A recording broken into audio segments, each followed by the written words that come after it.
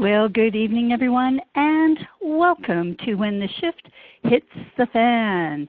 We want to welcome all of our new listeners. There's a pile of you on here on the line. Thank you for dropping in. My name is Mark Jeffrey, and I'm here once again with my gorgeous co-host, Linda Lehman.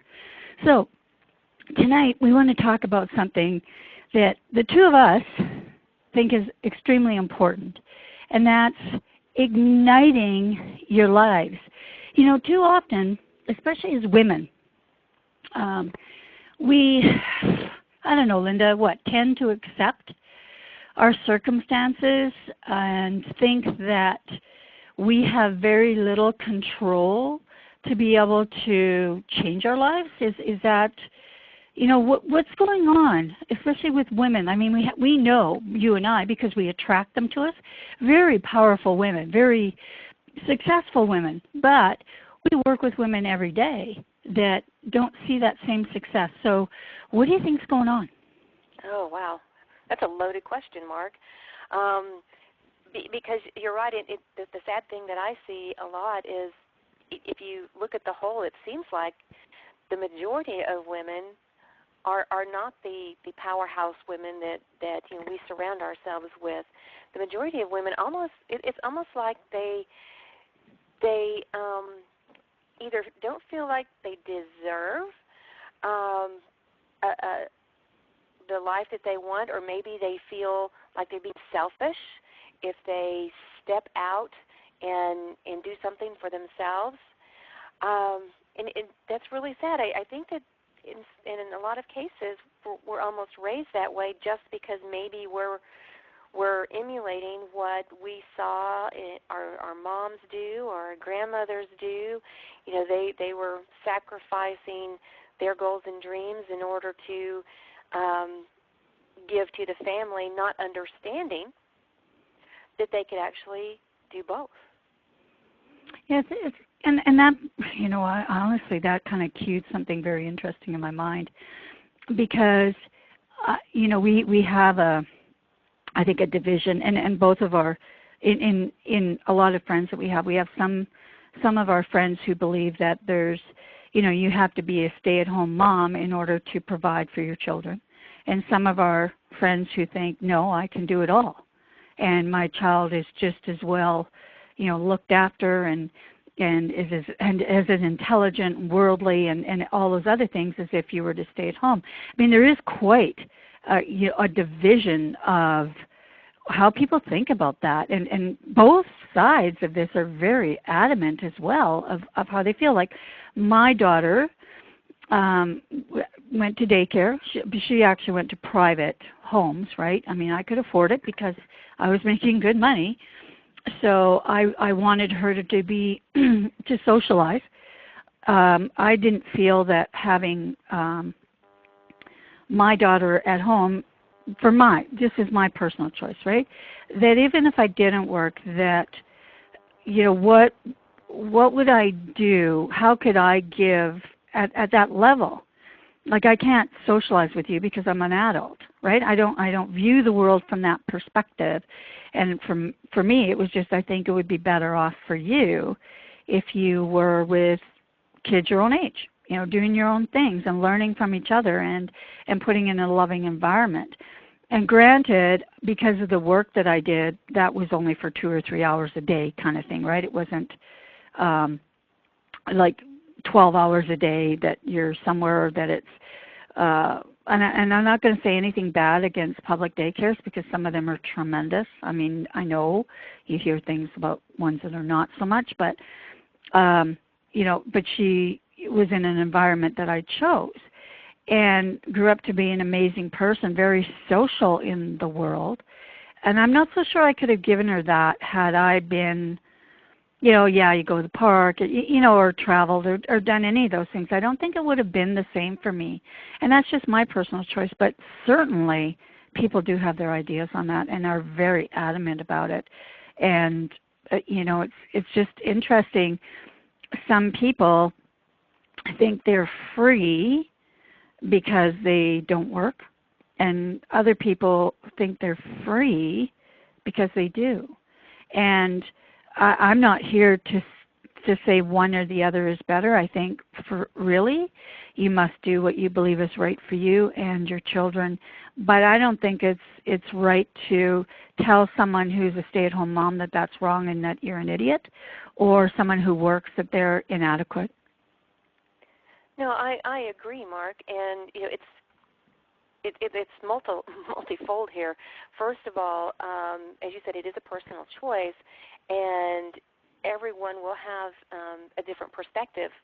And I think it's incredibly important, though, to trust and listen to that internal guidance, which is guiding you and telling you, just to take this example, which direction is best for you and your child.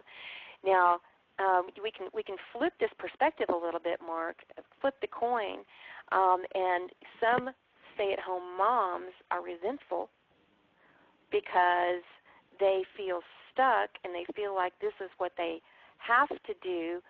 Maybe societal pressures are making them feel like they have to do it, and so they're bending to that will, and they're resentful because what they truly want to do is be out there in the hustle and bustle of the business world, or maybe they're an artist and they want to carve out several hours a day just to do their art, and vice versa. You may have someone in that hustle bustle corporate environment that this other person is looking upon and being resentful about, but that corporate person is feeling resentful because all that person wants to do, and the guidance that they're being given inside is, you need to stay home and with your children, but they feel forced to be in this corporate environment, not understanding that they have another option or another choice. Maybe it's to work at home and be with their kids and be able to again, produce the income that is helpful for the family, a contribution to the family as a whole. So, I think we have both sides of this. People who are doing exactly what they want to do, either staying home and working in the corporate world, but on the other side, the people who are ignoring their true desires, and now they're resentful in the position that they're in. Yeah, and that's one of the things we wanted to talk about too, is not trusting your inner guidance. And I like the way you put that, Linda, for sure. Many times we do this. How many times do you get up and you do something and you go, yeah, I don't know if this is right, and you do it anyways. I mean, whoa. We really have to stop doing stuff like that. When that's, we talk about this all the time. That is the yield sign, my friends, saying you need to reconsider what you're doing. I don't believe this, and I guess I could have people that might be angry for me saying something like this, but I don't believe that I don't have choices. I've lived with very little money. I've lived with a ton of money. And in neither case did I not have choices. And so I will not accept that from anyone who says, well, I live here and this is my excuse. Because A, it's not just me, it's not just Linda. There's tons of people that you hear about in today's world that came from the most, drastic situations and made very, very good of themselves. And I think it's they just trusted and believed in themselves so much that no one on earth could tell them different. And that's the way I feel. Like you can try to sway me, but if I'm on a path that I feel good about, I don't care what your opinion is. I just simply don't. No, it's a shame that the opinions of others seem to have such a weight on the shoulders of the many. I mean, it took me many years to realize that I didn't have to accept the opinions of others, because what they're giving you, and let me phrase that. If I ask someone's opinion of something, it's for me to gain a little bit more knowledge. It's not necessarily that I'm going to take your opinion and run with it, but I'm just asking or seeking a little bit more knowledge. But so many times, women especially allow the opinions of other people around them, their friends, their spouses, their family, to weigh them down, and then they feel like they have to abide by those opinions. And it took me many years to realize that I didn't have to accept those opinions as my own. I had my own opinion, and if I followed that internal guidance that, and I know everybody on this call, Mark, has felt this way. Somebody tells them that they have to do something a certain way, and you get this gut-wrenching, clenching going on inside. Mhm. That's your internal guidance telling you, this isn't for you. You need to think about it a different way. What is it? Ask this question. Okay, I hear what you're saying. Now, what is it I really want to do here? What's my other choice? And I think people, they stand in the pocket of, well, I've never done that before. Well, yeah. Well, you never drove a car before. You never probably walked to the store on your own before. You never rode a bicycle before. Why is it when we are actually adults and have the most amount of choices in our life and the intelligence and the wherewithal to actually get it done that we stop? Mhm. Yeah, because you're right, Linda, other people's opinions. Mhm. Like, exactly. who cares? Who cares? The other people's opinion is only what they feel internally for themselves. I mean, their opinion is a reflection of them. It's not a reflection of you. Every person is an individual.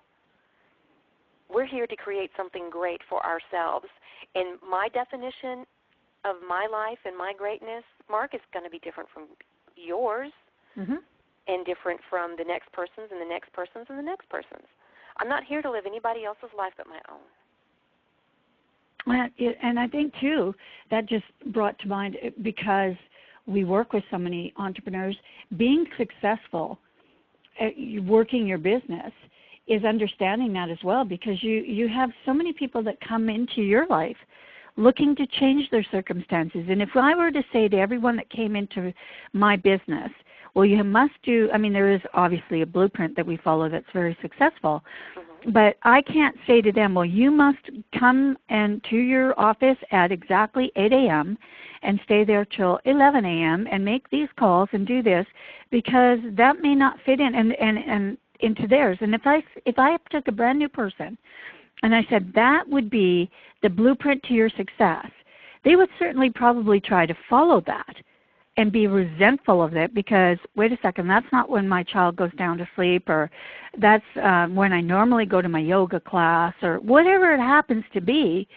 I can't dictate that. It's for me to understand what their schedule is and what they have, and to adapt and be successful in your own right, but trust that what you know is right for you. And I think that is very lacking. I think so too, Mark. And, while we're talking about success, the definition of success for every individual is going to be different. We work with some people who want to travel the world.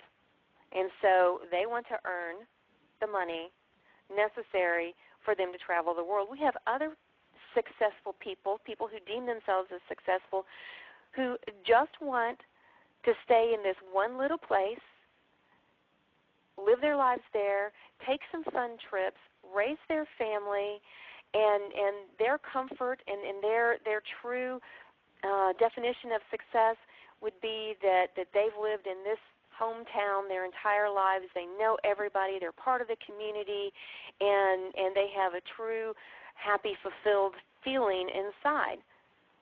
But now if you made them travel the world, said, in order for you to be successful, you have to travel the world, they would say, no, then I don't want to be successful.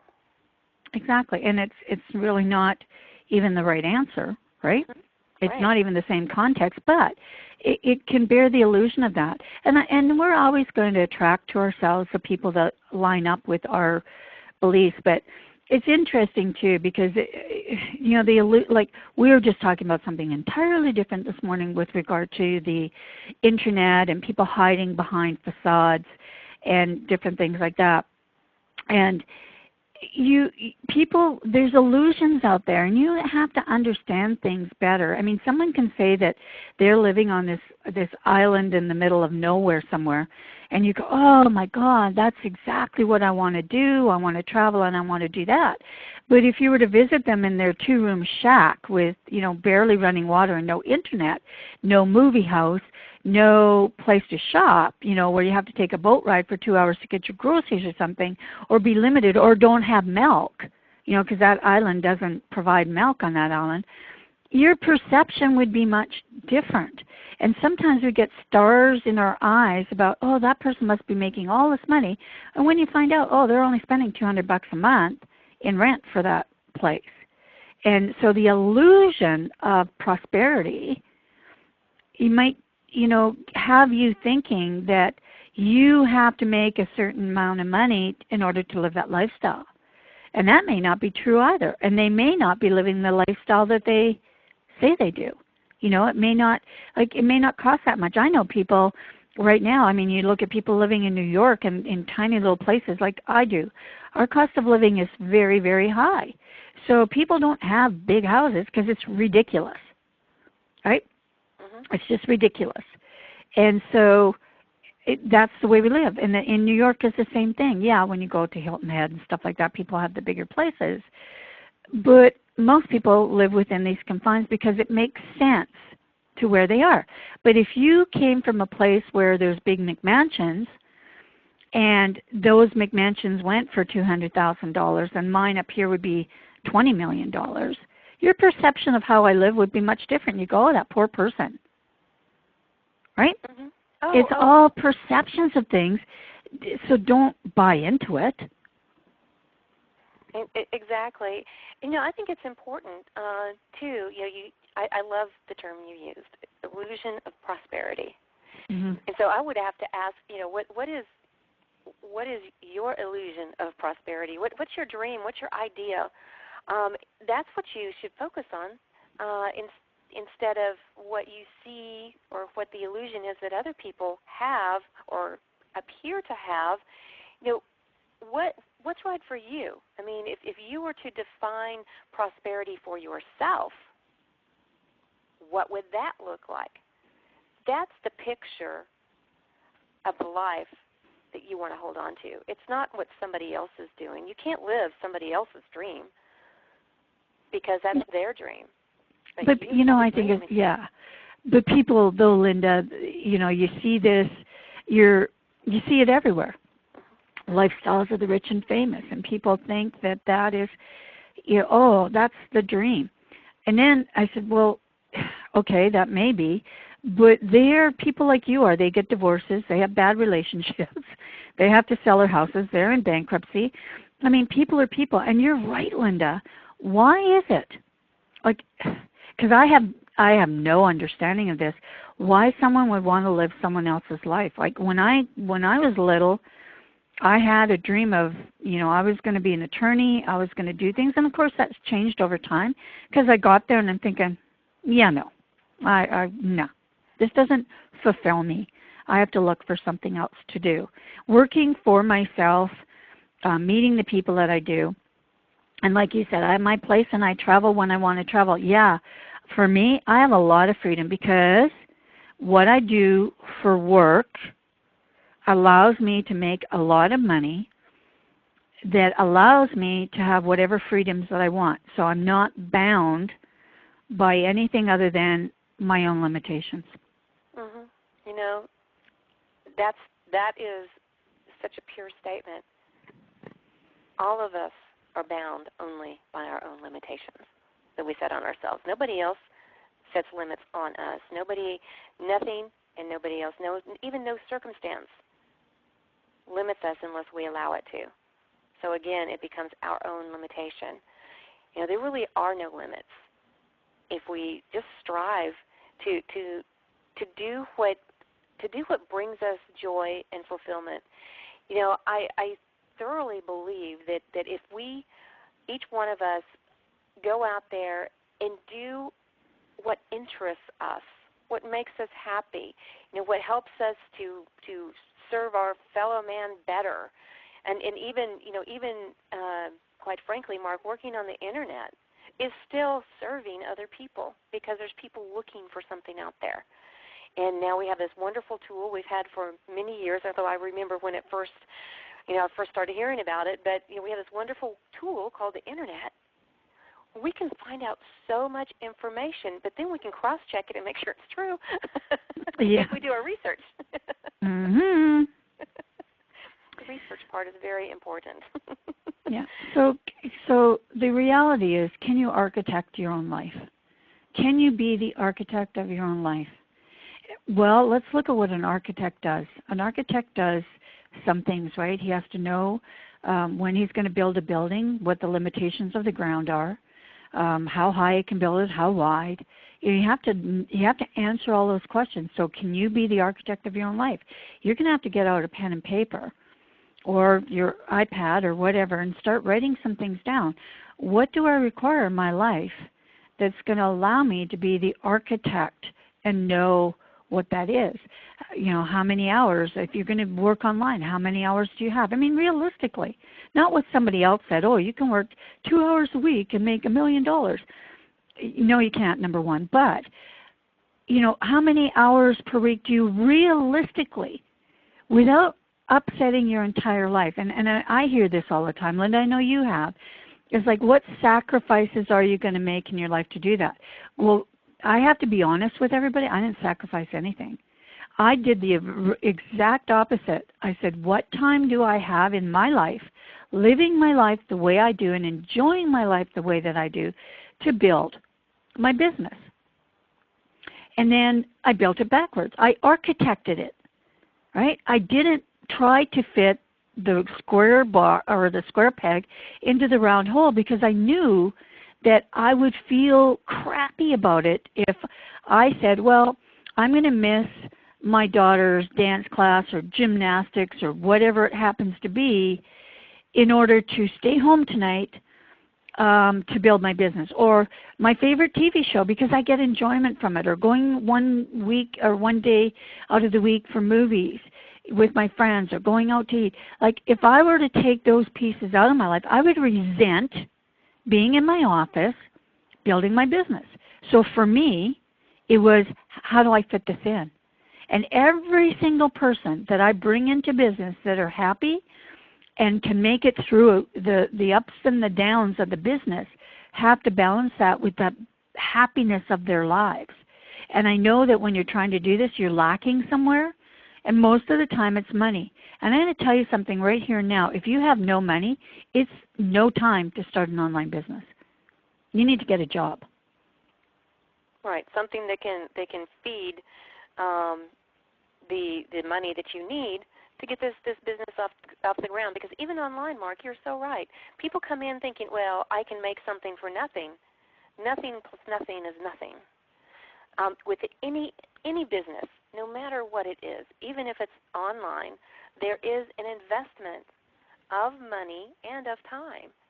And you have to be willing to do that. So if you do have to get a job or a part-time job in order to make this dream come true, so what? Enjoy that job while you're doing it. Do it the very best you possibly can while you continue to build this plan, this architectural plan, and build this business. But have the discipline to say, okay, I did this. I took on this extra job or this job in order to fund my business, and so make sure that you're putting those funds toward that business. Yeah, that's the other part of it. But think of it in the same scope as you would do anything else. And let's say you're somebody who is looking for a relationship, and so you go out and you go to the bar one night and you hang around and you go, no, that's not it. And then you try online dating and you go, oh, no, that's not it. So then you try different things, mixers and stuff like that. And eventually, somewhere along the line, you find a way to, hang on, my screen just got screwed up here, guys. Sorry. Sorry about that. Something popped up right in the middle of our show, Linda. It's just one of those things that we can laugh about later. Kind of like last week when we had technical difficulties and couldn't get on at all. Yeah. Exactly. So, and that's what happens in life. And even when you're the architect, somebody comes in and changes the plans, and you have to be able to ride with that one. And you hit a sinkhole. yeah, you hit a sinkhole that nobody told you about. So, but this will happen. But the thing is, can you be the architect? Can you have a great life? Can you move out of the space that you're in right now? I mean, that's what again, we're going to come down to the bottom minutes on our time here today, but I want you to really think about things with a different lens. Instead of thinking about all the things that you're lacking, because I don't know how many times we can tell people the thing you think about the most is what's going to happen to you. If you keep thinking about what you're lacking, you're just going to get more lacking stuff, because obviously you like it enough to keep it on your mind. So people don't understand that. The law of attraction is not just, attraction in itself sounds nice, right? Oh, attraction. Yeah, I want more of that. But what people don't understand, that attraction, it's like a magnet. It doesn't necessarily mean that you're just going to pick up the good stuff, right? It means you're going to get all the yucky stuff if that's what you're focused on. So being an architect of your life means you have to change the lens. You have to look at things differently. And immediately. I'm going to say that, Linda, immediately. Yes, ma'am, immediately, and with awareness of what it is that what lens you're looking through, Mark. You can change the lens all day long, but if you keep pulling the old one back over, it's not going to do you any good. Nope. Nope. It's not. And okay, so here's what I'm going to say today. Is I know I know in your heart when you're in a place that sucks that this is going to sound flippant and, yeah, easy for you to say. But I want you all to remember, okay, because I remember this every single day when I start to whine on about anything in my life, anything, I keep saying to myself, you could be dead. That was your sentence 14 years ago. You've had 14 years of life. So when you are whining about that extra pound you have or your clothes are a little bit tight, you remember, girlfriend, you could have been dead. So you get up and you appreciate that pound because it's taken you into the next moment of your life. And being grateful and appreciating things instead of whining and complaining about things we don't have is going to change that lens.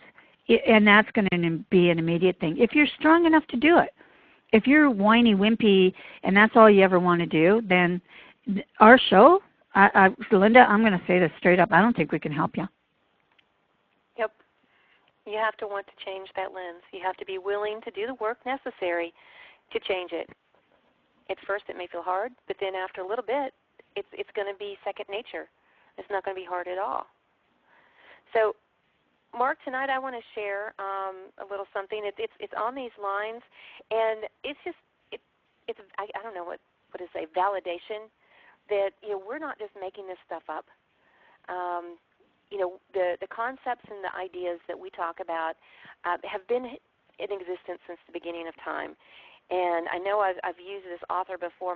One of my favorite authors is James Allen, and he was a big thinker and writer way back in the early 1900s.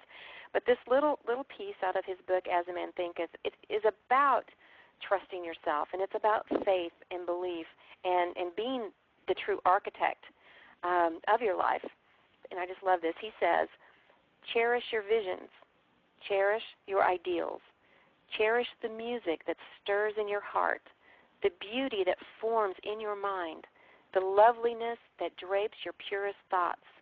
For out of them will grow all delightful conditions, all heavenly environment. Of these, if you but remain true to them, your world will at last be built. I love that. And it makes me wonder. And I think tonight when y'all get off this show and I want you to take some quiet time and just sit and think about, what am I grateful for? Am I truly grateful for that?